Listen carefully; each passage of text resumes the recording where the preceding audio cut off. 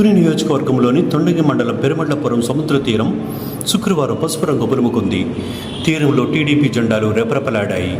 Thank you CM sir నినాదాలతో గంగపుత్రులు ఆనందోత్సవాలతో మునిగిపోయారు. ముఖ్యమంత్రి చంద్రబాబు నాయుడు చేపట్టిన మత్స్యకారుల సంక్షేమ పథకాలకు కృతజ్ఞతగా ఈ వినూత్న కార్యక్రమాన్ని నిర్వహించారు. వేట విరామ కాలంలో మత్స్యకారులకు ఇచ్చే భృతిని 10,000కు బదులుగా 20,000కు పెంచినందుకు మత్స్యకారుల అభ్యున్నతికి అనేక పథకాలను ప్రవేశపెట్టిన కూటమి ప్రభుత్వానికి తీర గ్రామ ప్రజలు గంగమ్మ తల్లి సాక్షిగా కృతజ్ఞతలు తెలిపారు. ఈ కార్యక్రమంలో ముఖ్య అతిథిగా పాల్గొన్న టీడీపీ సీనియర్ నేత యనమల రాజేష్ మత్స్యకార సంఘాల నాయకులతో కలిసి టీడీపీ జెండాలు ఎగరవేశారు. పడవలపై సముద్రంలోకి వెళ్లి సీఎంకు ధన్యవాదాలు తెలిపారు.